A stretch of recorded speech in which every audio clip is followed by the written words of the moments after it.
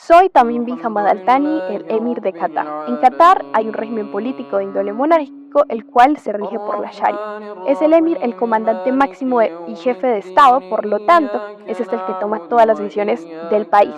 A la vez, presenta un régimen totalitario, ya que la Sharia es la base fundamental del derecho islámico, siendo el Islam la religión política.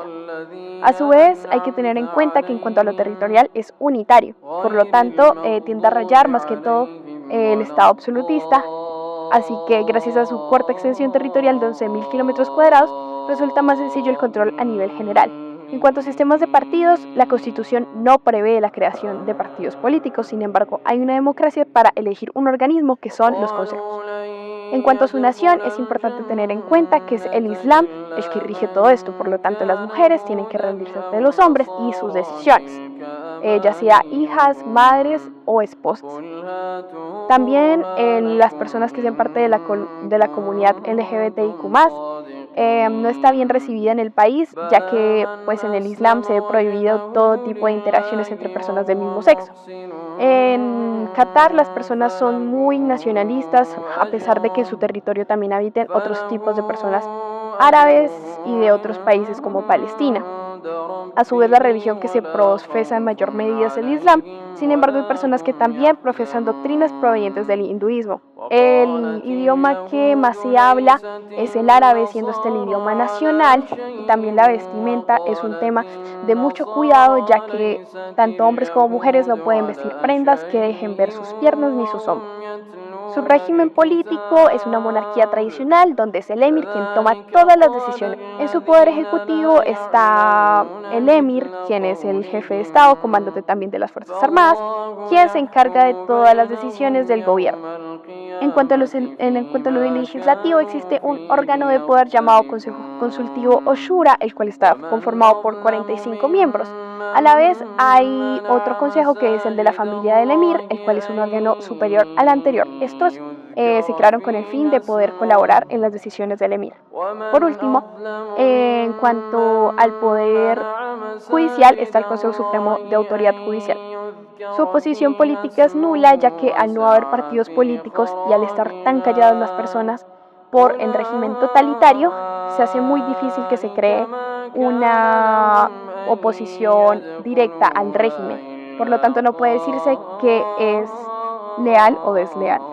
En cuanto a su sistema electoral, existe una única votación y es la que se realiza para el Consejo Consultivo o Shura, donde únicamente las personas nietas de personas de sangre catarí pueden votar.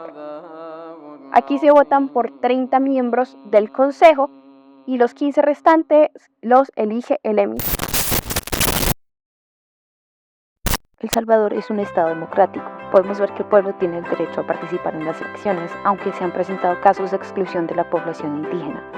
El debate es permitido, pero se han presentado casos de intimidación por parte del gobierno. Es una democracia representativa, donde el pueblo elige a sus representantes para tomar las decisiones de gobernanza en el país. El Salvador se conforma por 14 departamentos y es de carácter unitario, es decir, el poder está concentrado y existe un solo centro del poder político. Es multipartidista. Existe presencia de partidos de derecha como Nuevas Ideas, el Partido del Presidente, o Arena, Alianza República Nacional, y partidos de izquierda como el FMLN. El Partido Nuevas Ideas tiene la mayoría en la Asamblea Legislativa. El Salvador es una nación centroamericana hispanohablante que cuenta con una población de 6,314 millones de personas, de los cuales un 44% viven en la área metropolitana de San Salvador, su capital. Su composición étnica original constaba de los españoles blancos, el pueblo indígena y los africanos, pero últimamente se ha mezclado gracias a inmigración de lugares como Italia y Asia. La mayoría de la población es cristiana y en especial católica, aunque también existe una fuerte presencia protestante. La historia de violencia de El Salvador, incluyendo su guerra civil y el surgimiento de las pandillas, ha llevado a que su pueblo busque la paz. Por lo tanto, candidatos como Nayib Bukele, que lo prometen a cualquier costo, son muy populares. Es una república presidencial. El presidente es el jefe de gobierno y jefe de Estado. Actualmente, el presidente es Nayib Bukele del partido Nuevas Ideas. Fue elegido en el 2019 con 53.10% del voto. La Constitución de El Salvador presenta las características de sus ramas ejecutivas, legislativas y judicial. El presidente es el líder de la rama ejecutiva, con apoyo del vicepresidente. Se eligen juntos para servir un tiempo de 5 años. La rama legislativa se conforma por la Asamblea Legislativa, que es unicámara con 84 miembros elegidos mediante el voto directo por los votantes en su distrito para servir 3 años. La rama judicial es integrada por la Corte Suprema de Justicia, las cámaras de segunda instancia y los tribunales que establezcan las leyes secundarias. La oposición política institucional del país actualmente es la minoría en la Asamblea Legislativa.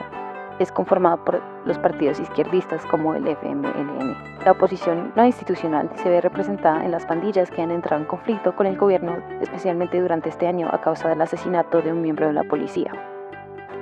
El sistema electoral de El Salvador ofrece la posibilidad de segunda vuelta para las elecciones presidenciales en caso de no obtener una mayoría absoluta, que se define como el 50% del voto más 1, en la primera ronda de votos.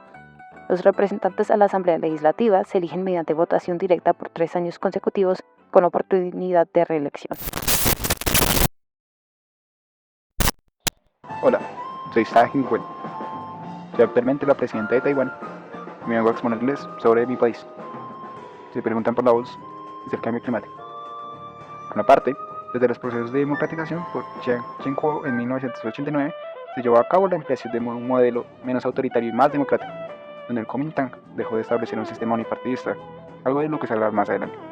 En Taiwán se han llevado a cabo procesos de debate público y de participación democrática, pero aquí podríamos considerar que cumple con los aspectos de una poliarquía. Se considera también como la República China, o sea, Taiwán, como un estado unitario y centralizado debido a su fuerte cultura unipartidista y presidencialista desde 1946. Su sistema de partidos actualmente se encuentra catalogado de una manera multipartidista, donde la izquierda liberal y la derecha nacionalista llevaron a cabo a crear coaliciones para las elecciones parlamentarias y presidencialistas de 2020, donde yo, Tsai Ing-wen, fui reelecto. La izquierda liberal, denominada progresista y anticomunista, se formó la coalición PAN Verde por el Partido Progresista Democrático, donde fue líder. Para la derecha o centro derecha se encuentra conformada la coalición PAN Azul, liderada por el partido el Kuomintang. La cultura política de Taiwán está caracterizada por el nacionalismo chino anticomunista por los antecedentes de la Guerra Civil China. Taiwán celebra una variedad de festividades tradicionales chinos como el Año Nuevo Lunar, el Festival del Medio de Otoño y el Festival del Barco del Dragón. Como República Popular China, hablamos el mismo idioma que es el chino mandarín. Su población actual es de 23,8 millones de habitantes y su moneda es conocida como el nuevo dólar taiwanés. Su sistema político está basado en un régimen político presidencial, donde los ciudadanos tienen la capacidad de ejercer la democracia directa para escoger a los parlamentarios del yuan legislativo y al presidente, que a su vez en el régimen político de la República China se cataloga como jefe de Estado y de gobierno, donde entramos en la característica del presidente, donde su mandato es de 4 años y puede ser reelegido una vez, como lo fui yo, desde 2016 a 2020, 2020 a 2024. Los ministros son nombrados por el presidente según el artículo 56 de la Constitución. Por parte, el Poder Legislativo se conoce como Yuan Legislativo, que es el cuerpo legislativo de Taiwán, y es unicameral. Las elecciones legislativas en Taiwán son proporcionales y se llevan a cabo de cada 4 años. El Yuan Legislativo es responsable de la creación y aprobación de las leyes, así como de la supervisión del Poder Ejecutivo. Por parte del Poder Judicial, se conoce como el Tribunal Supremo. El sistema judicial se organiza en múltiples niveles y el Tribunal Supremo es la máxima autoridad. Y aquí, en esta parte, el sistema judicial también es responsable de interpretar la ley, garantizar la justicia y verificar la constitucionalidad de las leyes. Basándose también en la posición caracterizada por Linz, hablando de posición, la coalición PAN Azul, liderada por el Kuomintang, ha confirmado que el pasado 18 de noviembre van a haber 2 aspirantes presidenciales, que es Kuo Yu-hee, del Kuomintang, y Ko Wen-je, del Partido Popular de Taiwán. Se convertirá, en el candidato de la oposición a alguno de los dos, por lo que es posible decir que hay un compromiso público de llegar al poder solo por medios electorales y una voluntad de entregarse incondicionalmente a otros participantes con el mismo compromiso. Estamos hablando de una posición leal. En el sistema electoral de Taiwán no se lleva a cabo una segunda vuelta en el sentido tradicional. El presidente de Taiwán es elegido mediante un sistema de voto único en las elecciones presidenciales. Los candidatos compiten en una única vuelta y el candidato que obtenga la mayoría de los votos se convierte en el presidente. Taiwán utiliza de la representación proporcional para las elecciones legislativas, ya tampoco implica una segunda vuelta en el sentido de que se lleva a cabo en algunos sistemas electorales. Los votantes eligen a los legisladores directamente en una sola ronda de votación, y los partidos obtienen escaños de acuerdo con el porcentaje de votos que reciben. Gracias. Estas son las consideraciones que tengo después de ver los VHS, pero antes voy a clasificar sus regímenes. Para clasificarlos, voy a medir el nivel de poliarquía a partir de los siguientes parámetros: la gráfica que propone Dag, y ver qué tipo de cultura política predomina en cada sociedad a partir de las culturas de Peshawar. A Qatar, en el eje de la representación la voy a dejar en un nivel muy bajo, porque el sufragio no es universal. En el eje del debate público queda igual de bajo, por el tipo de cultura que predomina, que es una cultura de súbdito, donde se excluye a la mujer, quedando también como un estado hegemónico cerrado, por consecuencia no democrático. Entonces, mi recomendación para una apertura inicial es que no solo los de sangre catarí puedan tener opinión, sino que todos los hombres también puedan participar dentro del gobierno, no necesariamente las mujeres. Pero algo es algo. Ahora va Taiwán. Por parte del eje de la participación, queda en un buen puesto. El sufragio es universal y no es condicionado. Por el lado del eje del debate público, también se sitúa en un buen puesto, debido a su cultura política, que es una cultura participativa en su mayoría. Entonces, ¿qué recomendación puedo dar a esta poliarquía? Ubicando la recomendación en las elecciones presidenciales, donde solo existe una vuelta, la implementación de una segunda vuelta hace que una mayor cantidad de gente se pueda sentir afín de uno u otro candidato, haciéndolo más democrático. Quedando el país de tintes medios, El Salvador, país que en los dos ejes se queda en medio, quedando en este espacio sin categoría, debido a que no cumple con cabalidad el sufragio universal y tampoco el libre debate público.